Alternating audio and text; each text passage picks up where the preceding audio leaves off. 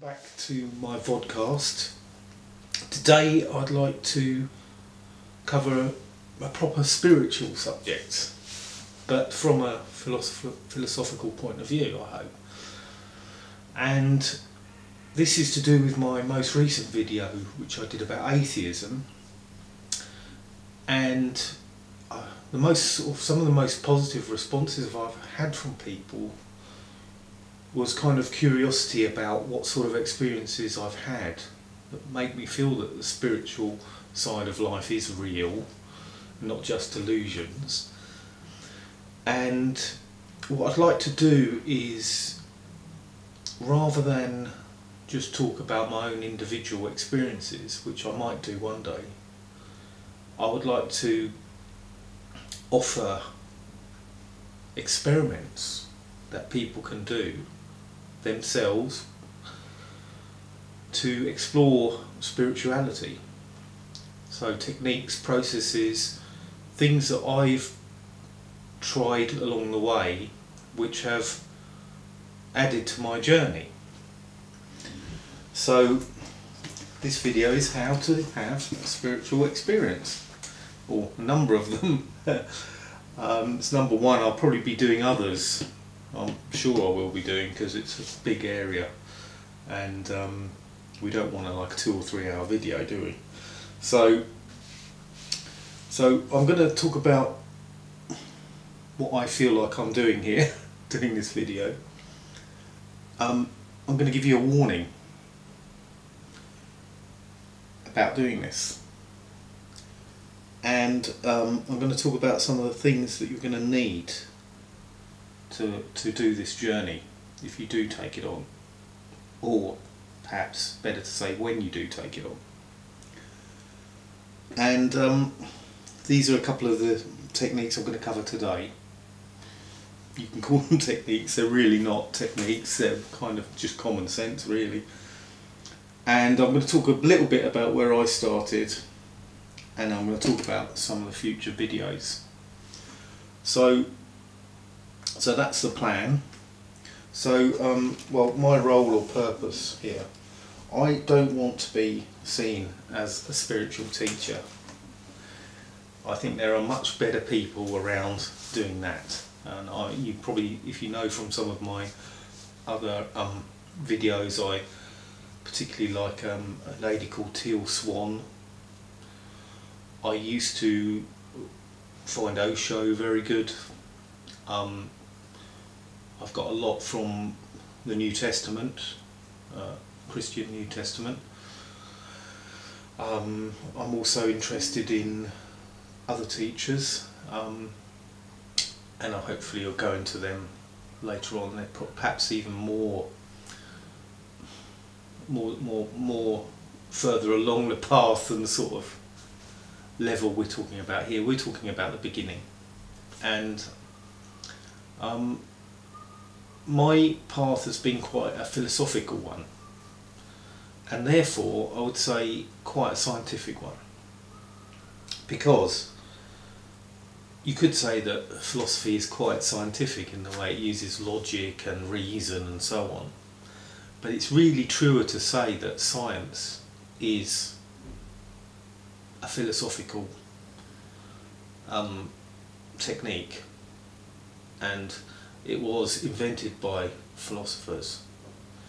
It was part of philosophy. Natural science was part of philosophy for thousands of years, was not a separate subject. And most of the foundations for our modern science were made by ancient philosophy, very ancient. And those foundations are just as much still in philosophy itself, of course. So my approach has been very scientific. I think now it's becoming much more emotional in some ways, or you know, and requiring more faith and things like that. But certainly at the beginning, I didn't have anything like that really. I can't say I really had much emotional connection with things at all, and I was very untrusting, very, I would say even paranoid, and I don't think that's unusual in our culture in the West. Not surprisingly, I think. But yeah, it's been called a paranoid culture, and I think that's a fair comment, but it's not necessarily a bad thing, because there's a lot of nonsense out there, definitely, and I can understand people reacting to anything spiritual as being probably nonsense, because, you know, so much of it is. And but I think it's a mistake to throw the baby out with the bathwater, as we say, you know, big mistake. And I think that this journey that I have been on for many, many years, decades, is something that everyone has to do. And I think that's regardless of whether they are a believer in a particular religion, or they're an atheist, or they're just somebody who lives with their uncertainty. A few people have contacted me saying they don't really have a worldview and they don't feel they need one, and I believe them. I think there are some people, and, you know, maybe the exception proves the rule, but I think everyone has to take this journey of discovery of reality and how it really is. And we can't just live in a kind of bubble forever. And I think most of us are. And maybe all of us are, you know, including me. And I'll be journeying further along out of my bubble. But how closed is that bubble, and how much does it overlap with reality as it is, and how much doesn't it? You know, and this is the question, this is the journey. So I'm going to concentrate on offering some ideas in this video for people who are interested in just exploring the beginning of that journey, literally the first steps on that journey. Now, most of you, I presume, would have done many steps on this journey, but maybe not in any consistent way. Maybe you've just stumbled across certain things, or, you know, you haven't really been actively seeking, that's quite a good word, seeking the truth. And so I'm not trying to say that you're all beginners or something, because I'm sure you're not. And even if you might think you are, I doubt if you are. And so I'm not advocating here a spiritual position, and I don't actually have one. I don't have some kind of, you know, that you could point to, like Christian or Hindu or Buddhist or, you know, Teal Swan or whatever. I'm not coming from a particular viewpoint. I'm building one for myself. I've found some things that work for me, but that doesn't mean they're going to work for you, and they may do though for some of you. Maybe for just one person who sees this video. May not be more than that. Could well be none. But anyway, I will make this video. Now, I do have a warning for you, because if you are beginning out on this journey completely, it's a big decision, because even though you will, I believe, one day most likely have to do this journey, it doesn't have to be today. And once you start, it kind of doesn't stop. It's quite a commitment. You're committing to reality, basically, and once you start, reality is going to come after you and show you herself, I think. You know, if you're sincere and you are a little bit open-minded, which I'll go into in a minute. But it is a tough journey. I found it very tough. I don't know about everyone else I've ever spoken to who I feel that has taken this step in their life and stuck to it has told me it's been very tough, and a lot of people I've known who've tried to do this journey have floundered in various ways. They've turned to drugs or drink because it's too tough. They've turned to some kind of cult or religion because they offered them an easier way, it seemed. They've tried to hide in materialism and consumerism and scientism, and they've tried to wipe out their own identity using meditation and techniques like that, which I feel like is another way of escaping, trying to escape reality. I could be wrong, very wrong on that one. But you know, there's myriad ways that we can flounder and try to avoid and try to prevaricate and try to fight and resist, you know. And the funny thing is, all we're resisting is truth and freedom and happiness. It's really as simple as that. But yeah, as I say, it's not an easy journey.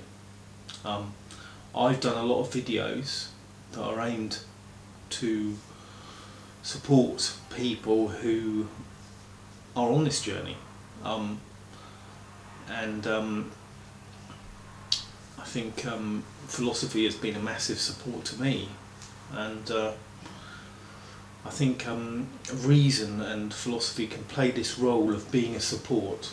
The journey is really an emotional and instinctive and feeling journey, but philosophy and reason and intellectual activity can play a role.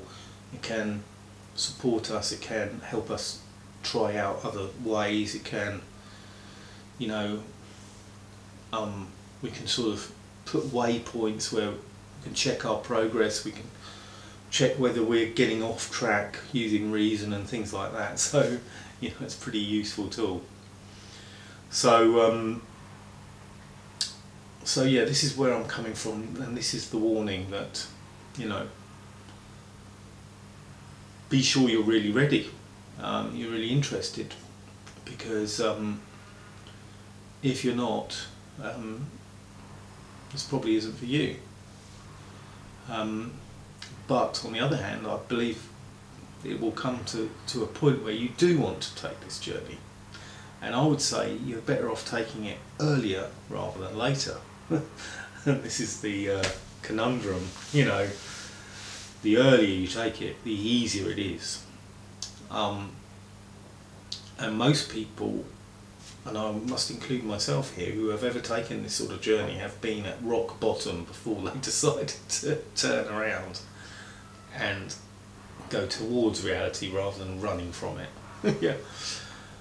And, you know, no, actually, I can't say rock bottom. I've known people that were way, way worse state than me, to be fair, but I was a pretty bad state by the time I thought, hey, I've got to change something about my life. You know, and I don't even know what it is. So, you know, on the one hand, this is going to be a very difficult journey. You need to know what you're getting into. On the other hand, the longer you leave it, the worse it will be. In my opinion, the more harder it will be, and the less likely you're going to make it at all, or at least the more likely you're going to flounder and flounder and flounder, because you're not going to have the energy and the strength to do it, and you'll already be too damaged. You know, so that's the conundrum. And hopefully that gives you a decent view of what you're letting yourself in for if you go down this path, and if you don't, or if you don't now, or if you don't soon. So I've done a video on open-mindedness. If and when you have a mind, check that out. Determination, you're going to need that to do anything, really, aren't you? Anything that's tough. Now, something I've really learnt about this path, this journey, is how often I kind of gave up, but not properly. I kind of like give up for a day or two, an hour or two, you know, and then of course you can't go back. Like I said, you can't really go back. You can flounder, you can go into some kind of stupid distraction for decades, maybe even for lifetimes for all I know. But what I've discovered with determination is that if you just keep going, if you just don't, even when it's really, really tough, if you don't actually just give up and quit, maybe you retreat, or you take some time, or you know, regroup or something like that, but you just don't take that other step of like, this is just too tough, I'm not doing this. Just take your time. Just re-energise, recharge, have some fun, and then get back into the fight. So it's really a good one to remember that, because just giving up for an hour or two can set you back weeks, months, you know, it seems like. And giving up for a year or two can set you back decades, you know. So, you know, and by that, when I say giving up, I'm talking about people going into alcoholism, going into some kind of cult or religion, going into materialism, you know, whatever the escapism is. Okay, so now I'm going to get into just a couple of really basic techniques, and I'm going to keep these as uncontroversial and as common sense as possible, these two, because if you're like me, when I was starting, I was so terrified in a way of everything. I was so unsure that I was not open to anything like prayer or like meditation or reading a spiritual book. All of this would have been way too intense and dodgy. So what I'm going to concentrate on is a couple of things that are really not like that are really common sense, down to earth, fun as well, and simple, and rely just on you.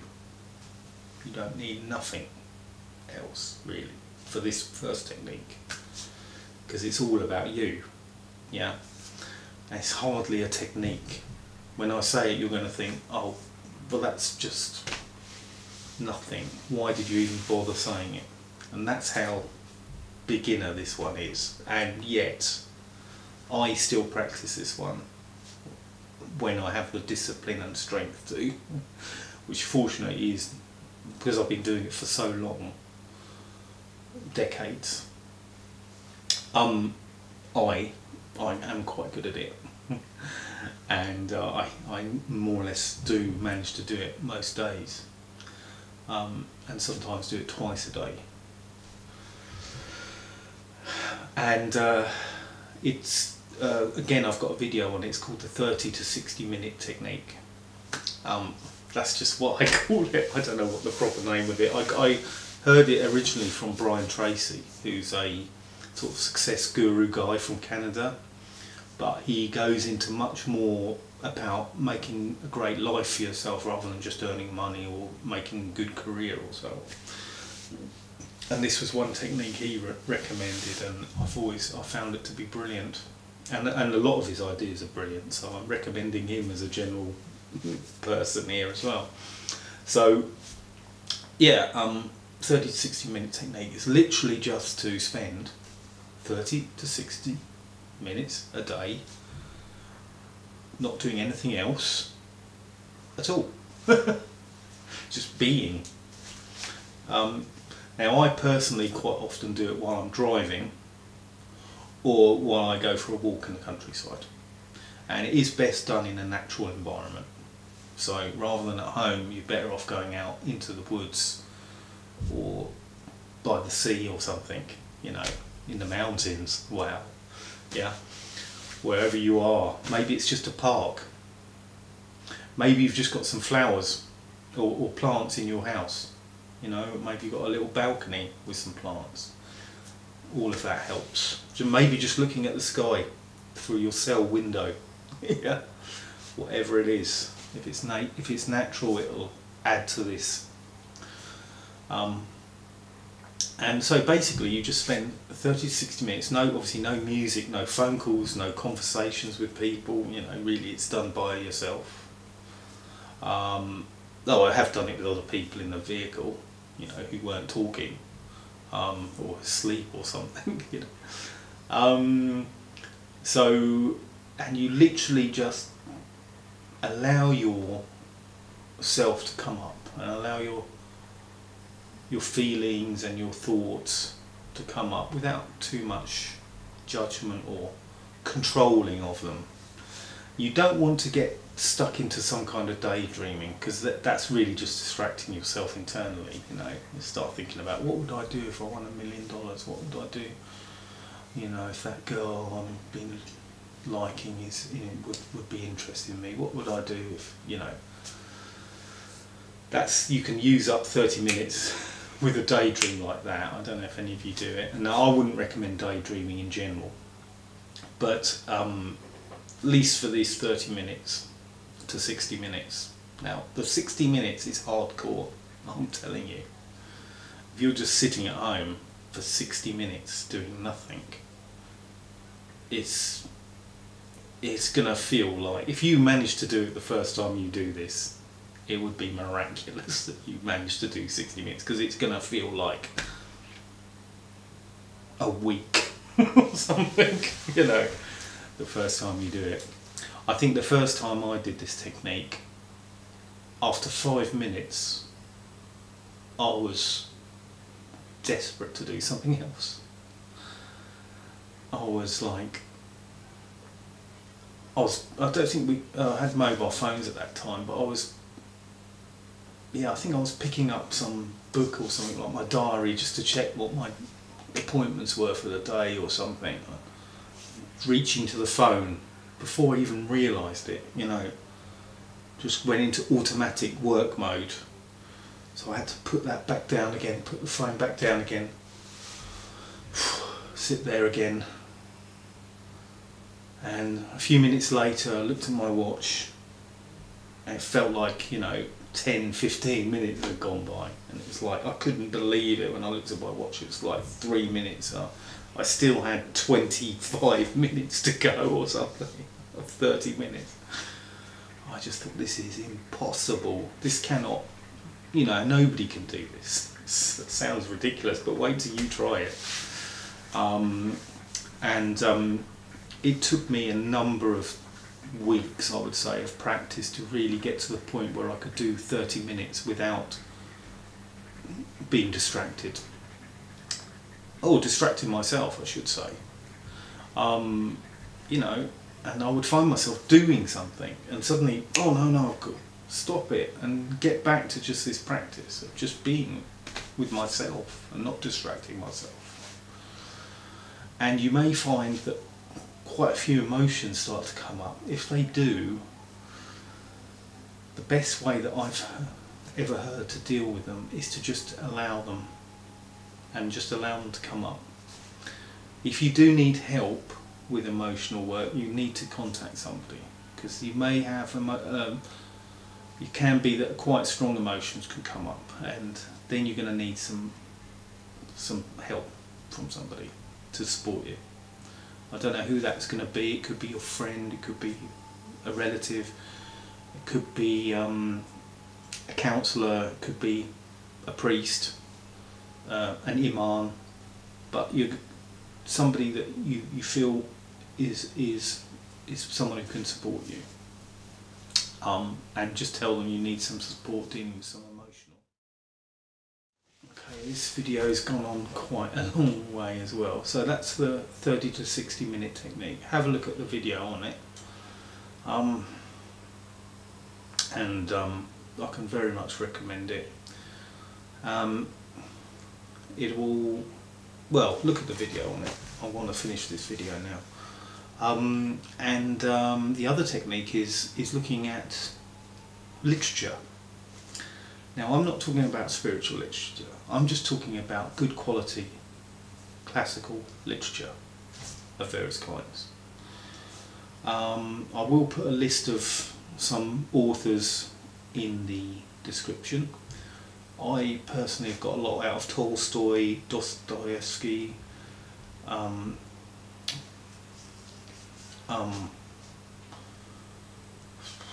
so many different authors. I'm going to have to, Harper, I think, Kill a Mockingbird, it's a great book. Catcher in the Rye, great book. There's so many, and the great thing about this technique is you're exposing yourself to some of the most wise and amazing people and thoughts that have ever been thought. Now, they're not necessarily spiritual. You could read Darwin. You could read Darwin's theory about evolution by natural selection. Read the whole book. It's a fantastic book. It's a brilliant read. It's great writing, and fascinating. And Darwin himself is a fantastic person. He comes across brilliant. And you could read all sorts of scientists' work. I particularly like Richard Feynman. I've watched a lot of his talks on YouTube. I think he's a great man, was a great man. So you can expose yourself to some of these great people through their work, and it will help to uplift your spirits, your feelings, and it will help to uplift your mind, even if it's not a spiritual book. Even if it's a novel, it's a fictional book, like War and Peace. It's a very, very difficult novel, but Anna Karenina is a bit more accessible. But you can, I think this technique will tend to elevate your thinking, elevate your feelings, and expose you to some of the wisest and most brilliant minds that have ever been on this planet. And it will open your mind as well. It's like travel. Reading great literature is like travel. It really, because a great writer can bring you into their space and show you their world a little bit, or a lot, some of them, and so you can really get a different perspective on life through literature. And most of these books are freely available now, so if you've got an e-reader, or what's that thing from Amazon, or you've got a tablet, or got a printer, you can print off 10 pages and read them, and then print off 10 pages more. If you want to look at more spiritual books, and that might come later on perhaps, or straight away, I really like Khalil Gibran's The Prophet. It's not a Muslim book, and anyone who knows anything about Islam will tell you that if you call a book The Prophet, you're going to just about put off every Muslim in the world, because that's insulting to Muhammad. So that's a good non-denominational book that does go into spiritual issues. A lot of Socrates' ideas are quite spiritual, even though he's the father of philosophy and thereby the father of science. He had quite a lot of spirituality as well, and but the logic, the power of his thinking, and the power of his perception is stunning. And he is one of the greats of all time, as recorded by Plato. Of course, we don't have anything much direct from Socrates or anything, I don't think. But yeah, that's a brilliant place to look at. And of course, the New Testament. Why not? I mean, it's a big part of your culture if you're in the West. So there you go. There's some things to start with, and that's basically what I started with, was the whole Bible. In fact, I read the whole Bible from cover to cover, and I wouldn't personally recommend that necessarily for most people. But if you're like you like the direct route, like me, I'll just read the Bible. Then go ahead, and sure you'll be okay. And so yeah, last thing I'm going to deal with is future videos. So I'll hopefully do some more on techniques that you know, people can use that are non-denominational and not pushing you to any particular viewpoint, but are just opening you up and potentially offering you some access to spirituality. So that's the end of the video, and thank you very much for watching, and all the best. Bye.